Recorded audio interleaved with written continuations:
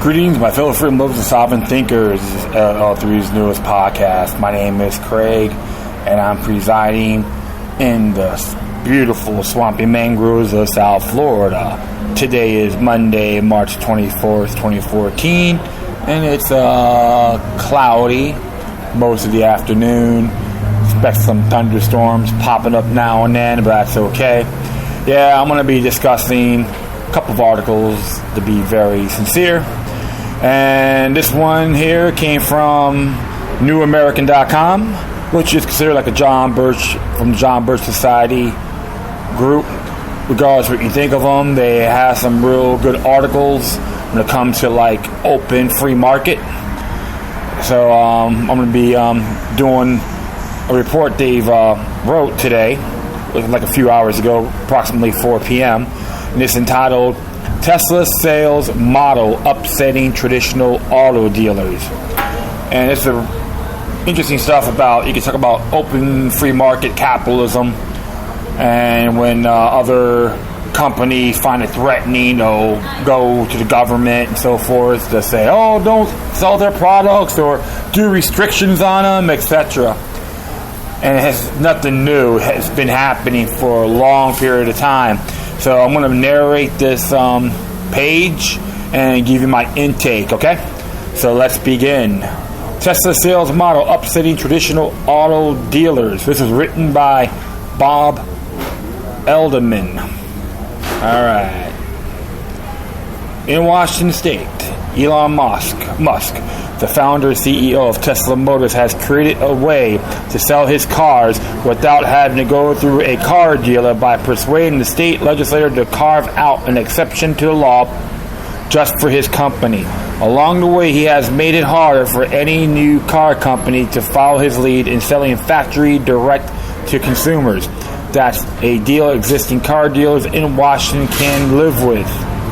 Musk has been characterized as Steve Jobs of the car business, even though he cut his teeth and made his fortune, estimate to be around $12 billion, through three other companies he founded or co-founded, Zip2, PayPal, and SpaceX.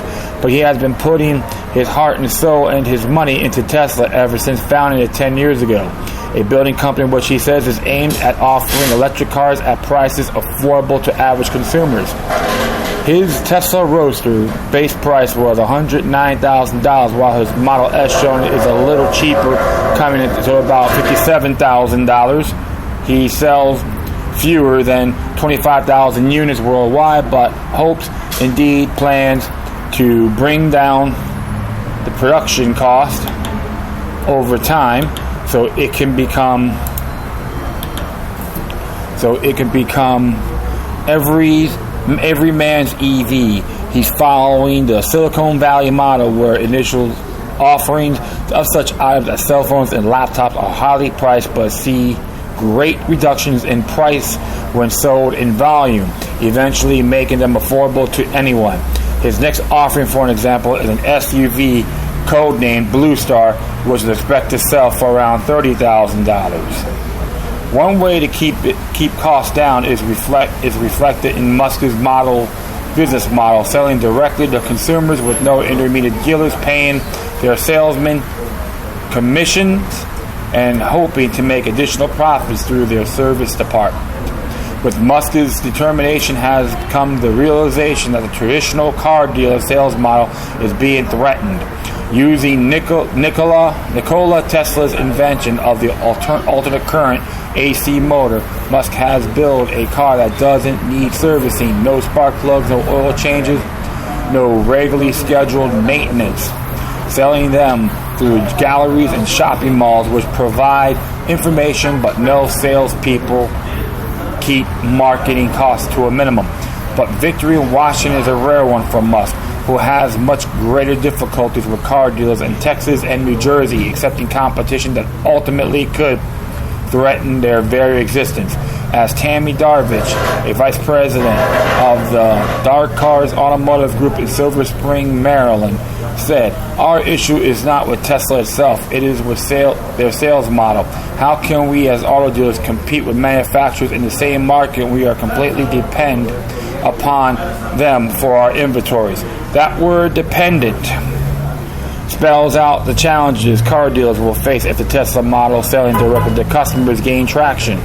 For decades, car dealers have operated under Colgate pricing, otherwise known as unilateral policy pricing, whereby the manufacturers not only provide cars and trucks, but also financing for the dealers. Manufacturers also state that prices dealers charge may not fall below a certain level, or they will terminate the relationship with the dealer. In 1990, the Supreme Court ruled in the United States versus Colgate and Company that a manufacturer was free to deal with whomever it wished or not. This allowed car makers to announce the terms under which their dealers would be free to operate. The Supreme Court amplified that ruling in Monsanto versus Spray Right Service Corp. In 1984, whereby car makers can announce resale price minimums in advance and then refuse to deal with any dealer who failed to honor those minimums. Since there is no contract and the parties do not officially agree on the price, there is no conclusion and rather no violation of the Sherman Antitrust Act. All of this has allowed more than 17,000 car dealers to generate profits to support local charities and politicians. In the 2011-2012 election cycle, according to the National Institute on Money and State Politics, auto dealers and their employees donated more than $15 million to state and local candidates. In that same cycle, Tesla donated $500. Just last week, New Jersey announced that the state's Motor Vehicle Commission, not the state legislature, would not allow Tesla to sell cars directly to consumers, Musk stated. New Jersey now imposes stringent licensing rules that would, among other things, require all new motor vehicles be sold through middlemen and block Tesla direct sales model. Tesla will no longer be able to sell electric cars in New Jersey effective April 1st. It has done so without any reasonable notice or even a public hearing. In a press release issued last Friday, Musk wrote an open letter to the people of New Jersey explaining just what happened. On Tuesday, under pressure from the Jersey auto dealer lobby to protect its monopoly, the New Jersey Motor Vehicle Commission, composed of political appointees of the governor, ended your right to purchase vehicles at a manufacturer store within the state. Governor Christie has promised that this would be put to a vote on the elected state legislature, which is the appropriate way to change the law. When it became apparent to the auto dealer lobby that this approach would not succeed, they cut a backroom deal with the governor to circumvent the legislative process and passed a regulation that is fundamentally contrary to the intent of the law. Using existing car dealers to market its products would be fatal to Tesla, said Musk, as there is little incentive to do so. They make most of their profit from service, but electric cars require much less service than gasoline cars. There are no oil, spark plug, or fuel filter changes, no tune-ups, and no smog check needed for an electric car. Also, all Tesla Model S vehicles are capable of over-the-air updates to upgrade the software, just like your phone or computer, so no visit to the service center is required for that either. Musk took pains to elaborate the claim by car dealers that such a law protects consumers by always providing for them a place to go to get service in the event of a breakdown. According to Musk, his cars don't break down. Consumer Reports conduct an annual survey of 1.1 million subscribers, which factors in quality, reliability, and consumer satisfaction. The Tesla Model S was the top overall pick of any vehicle in the world, scoring 99 out of 100. It is the highest score any car has ever received. By comparison, the industry report card, Ford, which sells their cars through franchise dealers, received a 50. Score 50. BMW makes competing premium sedans, receive a score of 66. In Texas, Musk has run into the same collective resistance, the state requiring all new cars to be sold through car dealers and not by dealing directly with the manufacturer. This has all but shut down Tesla sales in Texas. A Tesla buyer, for example, may purchase a new car online at the company's website, but it must be treated as an out-of-state transaction. When his new car is brought into the state, the new owner then registers the car in his name and pays a sales tax. Consumers are clearly leaning Tesla's way. In poll after poll, car buyers voted in favor of letting Tesla sell its cars direct if they so desire, said Musk. Consumers across the country have also voiced their opinion on the sales model that they prefer. In North Carolina, a Triangle Business Journal poll found that 97% of people polled said Tesla should be allowed to sell cars directly. By a poll by the Austin Business Journal, that 86% of respondents were in favor of direct sales. In the Los Angeles Times poll in 1999 of respondents came to the same conclusion. These aren't polls that we commission, and there are many more like them. We have not seen a single poll that didn't result in an overwhelming majority saying they prefer the direct model to the traditional dealer model. In his analysis of the battle between Tesla's Musk and traditional car dealers who are unwilling to let Tesla threaten their present profitable business model, economist Jeffrey Dorfman, in writing in Forbes magazine, said, all the dealers are looking up to help consumers, or not looking up to help consumers. Rather, they simply want to capture more profits for themselves. The proof is the money that all the dealers are spending to secure their victories in state legislatures.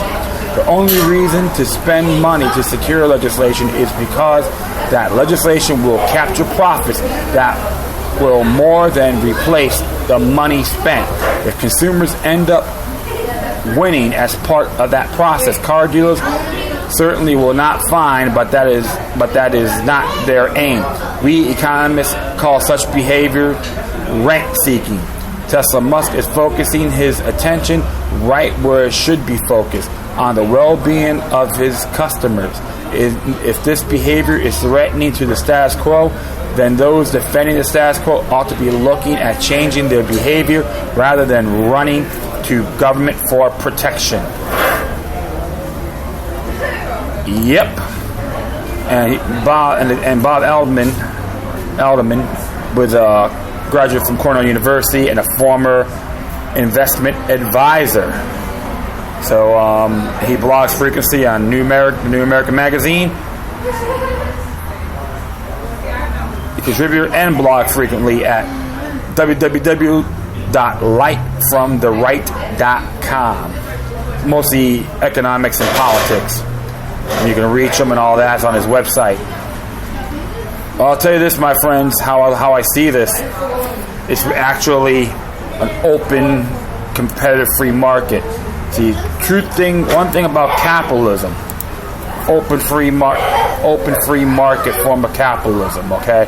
I don't mean monopolistic, cronyism, etc. Not that deceptive aspect of it. But open free market capitalism goes by supply and demand. And Adam Smith did address that in some of his writings. And what's been going on here, what New Jersey and Texas has been doing, is a little practice called Neo-Mercantilism. So, and it says here what Neo-Mercantilism is under definitions.uslegal.com. Neo-Mercantilism is an economic theory that maximizes benefits to and interest of a country, or I can say jurisdiction too, such as higher prices for goods traded abroad, price stability of supply, and expansion of exports with concomitant reduction of imports. It promotes exports, deters imports, and controls capital movement. The aim of neo-mercantilist policies is to increase the level of foreign reserves held by government It allows more effective monetary policy and fiscal responsibility. Well, the whole thing is, a lot of these, what these other car dealers are doing, they're going to their state governments and being like, underdog, help me, we're being threatened. Because if you let them do this direct marketing, we're all going to be out of a job. We need your assistance. I call this the typical sweet poly purebred syndrome. That's their version of calling out for underdog. If you haven't seen the cartoon, look it up. You'd be surprised. That came out in the 60s. I love using that term because that's their life. We gotta depend on people to save us. All right. So I will put that in there. Plus, I will add another article that was written by Murray and Rothbard on Neo-Mercantilism, which is from the Ludwig von Mises Institute. I will post those both on my Spreaker page, okay? And next thing I'm going to be reading, and this is from WTVR, CBS 6 in Richmond, and it was found out actually today that GWAR founder Dave Brockie, a.k.a. Oderus Urungus, found dead in his Richmond home. And it says here, GWAR founder and vocalist Dave Brockie was found dead in his Richmond home Sunday. Brockie's friend and former GWAR member Chris Bosp confirmed the death to CBS 6 producer Chris Westfall. Richmond police also confirmed Brockie's death. At approximately 6:53 p.m. on Sunday, Richmond police were called to a residence in the 4800 block of West Seminary Avenue for a report of a deceased individual. Richmond police spokeswoman Dion Wout wrote in an email, when officers arrived, they found David M. Brockie, who was 50, deceased inside the home. Detectives do not suspect foul play at this time. She added, the medical examiner's office will determine Brockie's cause of death. Main focus right now is to look after my bandmates and his family, GWAR manager Jack Flanagan said in the statement. More information regarding his death shall be released as details are confirmed. Of course, Brockie's death was first reported by Style Weekly.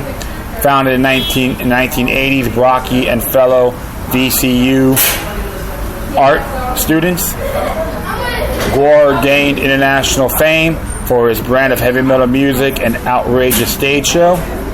As part of the act, GWAR members created their own gory costumes and wild personas.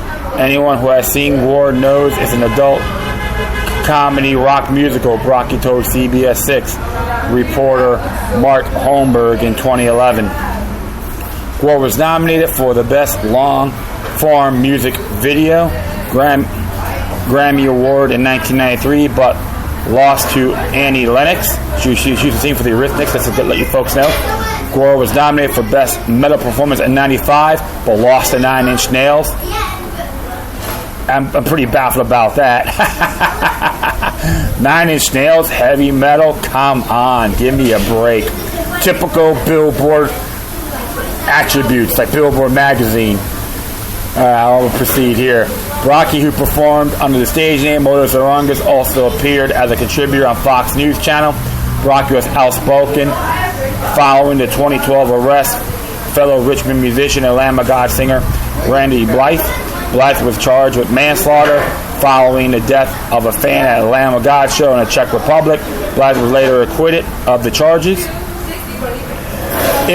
If it was Justin Bieber, there will be an army of shirking 14-year-olds that will tear down the walls out of the prison and bust him out there, Brockie told Holmberg in a 2012 interview. Randy is obviously being accused of something that by people who understand nothing what's going on. When someone walks in off the street and see a slam pit and a metal band like Lamb of God plays, yeah, they're going to go, oh my God.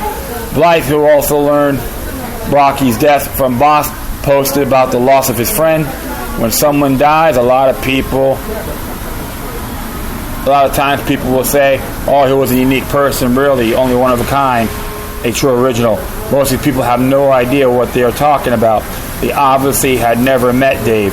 Dave truly was one of a kind. I can't think of anyone even remotely like him. Blythe posted along with the photo on Instagram, my band learned how to become a real touring band from GWAR. They gave us our first school at this thing. Last week, GWAR confirmed that August 16th would be the date for its annual GWAR-BQ at Haddad's Water Park on Osborne Turnpike. Brockie's death comes 3 years after his loss of his bandmate Corey Smoot. GWAR guitarist died on the band's bus in North Dakota. While on tour in 2011, Smoot died from a heart attack brought about by a pre-existing coronary artery disease, according to North Dakota coroner William Masello. This is a developing story. Yeah, it's a real shame. Man, he was 50 years old. He was very young. And first time I actually seen GWAR, to be exact, was around January 17th, 1991. They were originally supposed to play at this defunct club now. It's called the Thrash Can. Now that they lose the gym, that was in Miami Beach. And they were the last minute thing. They moved it to 21 North, 2 counties north in West Palm Beach. And that time, my friend in college, mate, Mike, his name was Mike, we decided to drive up there immediately.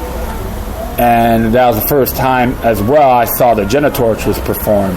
It was GWAR, Genitortures, and Cryptic Curse.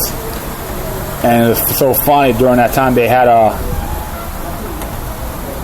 school bus. That was their tour bus. They had a school bus and a small U-Haul trailer in the back. And I gotta say, this place was really, really small. So, funny thing about it, they knew how to improvise, and they didn't have their top of the line props, but they had their best units for that particular show.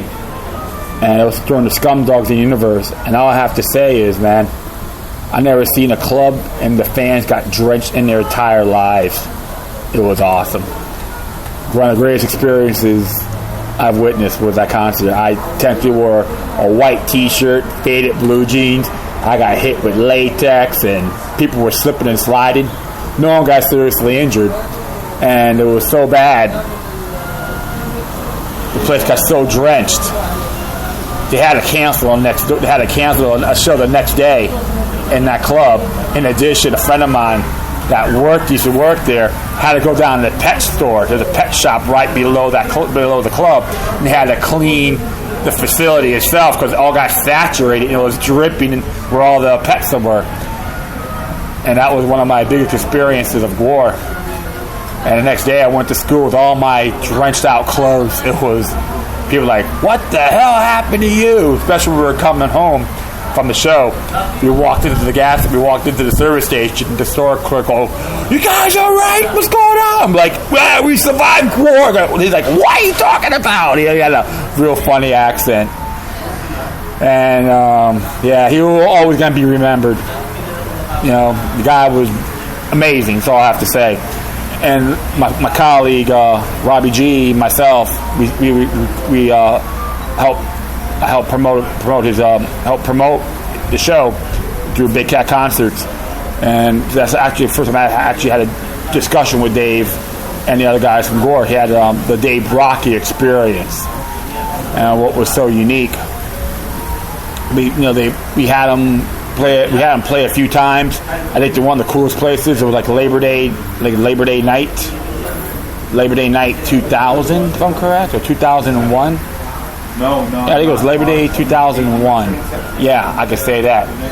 They booked them at this little dive in downtown Florida called the Poorhouse. So when Dave walked in with this gear, he goes, I love this place. It's a dive. Unfortunately, it was like mainly GWAR unmasked, but only a good amount of people showed up for it. Had a great time. They did Dave Brockie experience, of course.